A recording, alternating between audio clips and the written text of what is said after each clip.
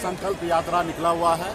पहले रथ के माध्यम से हुआ, उसके बाद हर घर संकल्प अभियान के तहत और अभी हेलीकॉप्टर के तहत 14 जगह जनसभा करना था, जिसमें आज 14वां जनसभा मुजफ्फरपुर में बौछा में किया गया है। समाज को एकत्रित करने के लिए, जागरूक करने के लिए हम लोग ये कार्यक्रम कर रहे हैं कि आने वाला समय में 2024 का चुनाव है। मोदी जी को प्रधानमंत्री बनना है, विपक्ष में राहुल गांधी जी को प्रधानमंत्री बनना है, हमें प्रधानमंत्री नहीं बनना है। मेरी लड़ाई है कि निषाद समाज को आरक्षण मिले।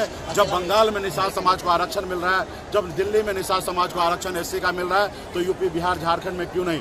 जब देश एक है, संविधान एक है, देश के प्रधानमंत्री एक है, देश के गृह मंत्री एक है, तो फिर मेरे साथ भेदभाव क्यों हो रहा है? तो इसके लिए हम लोग जागरूक कर रहे हैं समाज को। और आपने देखा कि हजारों की संख्या में मुजफ्फरपुर में माता, बहन, नौजवान साथी, सम्मानित गार्जियन सभी लोगों ने एक सुर में हाथ में गंगा जल लेकर बाबा केवल महाराज को साक्षी मानकर संकल्प ले लिया है कि हम अपना वोट को नहीं बेचेंगे, अपना वोट अपने नेता, अपने पार्टी के कहने से गिराएंगे और आने वाला समय में हम एक रोटी कम खाएंगे, लेकिन अपने बच्चे को पढ़ाएंगे, लिखाएंगे, समाज में भाईचारा लाएंगे, समाज में सबको शिक्षित करेंगे और समाज में एकता के साथ अपने हक अधिकार के लिए अपने पार्टी के वीआईपी पार्टी के साथ खड़ा रहकर मजबूती से लड़ाई लड़ेंगे। ऐसे तो हमेशा मुजफ्फरपुर में हमेशा हमें लोगों ने मदद किया और इस मुकाम तक पहुंचाया। आप सभी ने आपने देखा था 2022 में जब बौछा में लोगों ने जबरदस्ती अपना प्रत्याशी दे दिया, तो हमने भी मैदान में चुनाव लड़ने के लिए निर्णय ले लिया और हम लोगों ने यहाँ पे चुनाव लड़ा। भले हम चुनाव हार गए,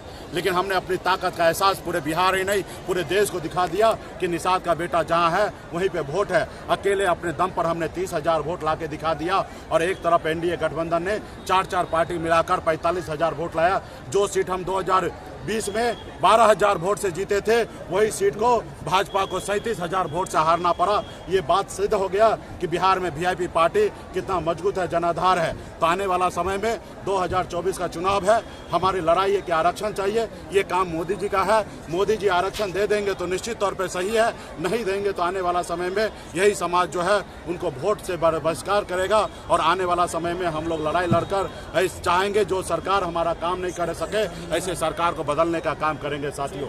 तो आने वाला समय में 24 के लिए गठबंधन होगा। अभी हम लोग बहुत जल्दी निर्णय लेंगे, आप सभी को जानकारी देंगे।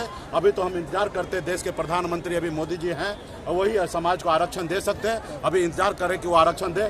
शीतकालीन सत्र भी है, हम शीतकालीन सत्र में हमारी बातें हुआ है कि जल्द से जल्द आप आरक्षण लागू कीजिए। अगर आरक्षण नहीं लागू कीजिएगा तो हम दूसरा कुछ निर्णय लेंगे। तो निश्चित तौर पर समाज के लोगों ने देख लिया, आने वाला समय में ये निषाद समाज 10% है, ये जिनके साथ रहेंगे वो बिहार में, यूपी, झारखंड में 60 लोकसभा सीट जीतेंगे। अगर हम लोग जिनको अपना दुश्मन बना लेंगे वो 60 लोकसभा सीट हारेंगे साथियों। चर्चा है कि मुकेश सहनी मुजफ्फरपुर से लोकसभा चुनाव लड़ेंगे। अब देखिए, चुनाव पॉलिटिकल पार्टी है, नेता को चुनाव लड़ना चाहिए और जब नेता लीडर बनेंगे, उनके पास पावर होगा तो समाज के लिए कल्याण होता। तो जहां चुनाव लड़ने की बात है तो 40 लोकसभा में जहां से मर्जी होगा वहां से हम चुनाव लड़ेंगे, कोई रोकने वाला नहीं है। हमको किसी के पास टिकट मांगने के लिए नहीं जाना है कि हमको टिकट दीजिए फिर हम यहाँ चुनाव लड़ेंगे। हमारे पास खुद स्वयं टिकट है, हम जहाँ से चाहेंगे ना वहाँ से चुनाव लड़ेंगे। जिस गठबंधन में रहेंगे उस गठबंधन में कोई इटपट नहीं रहेगा। हमारे लिए सब सीट सुरक्षित है। सिर्फ जनरल सीट जो है सुरक्षित सीट पे निश्चित तौर पे हम नहीं लड़ सकते हैं जब तक हमें आरक्षण नहीं मिलता है। और जितना भी जनरल सीट है बिहार में, वो सब सीट पर जहाँ चाहेंगे वहाँ से हम चुनाव लड़ेंगे। हमें गठबंधन में कितने सीट के दावे वो सभी आएगा। हमारा तो पहले आरक्षण की लड़ाई है। आरक्षण अगर मिल जाए तो अच्छी बात है, फिर सीट का कोई मायने नहीं रखता है। और जब सीट की बात आएगा तो निश्चित तौर पे इतना सीट लड़ेंगे कि हमारी पार्टी ने दिखा दिया बिहार में हमारे पास जनाधार क्या है। और जब जनाधार की बात होता है उसी का अनुकूल गठबंधन में हिस्सा मिलता है। तो आज की तारीख में बिहार में किसी पार्टी से कम हमारी वीआईपी पार्टी नहीं है और आने वाला समय में मजबूती हम लोग अच्छे सीट पर लड़ेंगे साथियों। बहुत बहुत धन्यवाद। मुकेश जी, एक अंतिम प्रश्न, यदि भाजपा तो मुकेश जी क्या करेंगे? यदि आपका आरक्षण की मांग को मान लिया जाता है प्रधानमंत्री द्वारा तो मुकेश जी क्या करेंगे? यदि हमारे समाज का आरक्षण का मांग माननीय प्रधानमंत्री मान लेते हैं तो माननीय प्रधानमंत्री जी जो कहेंगे वो सब हम मानेंगे। वो कहेंगे कि प्राण दे दो तो हम प्राण देने के लिए तैयार हैं। सिर्फ वो आरक्षण दे दे, वो आरक्षण दे देंगे तो हमारा कोई शर्त नहीं होगा, कोई कंडीशन नहीं होगा। वो जो कहेंगे वो सब हम मानने के लिए तैयार हैं।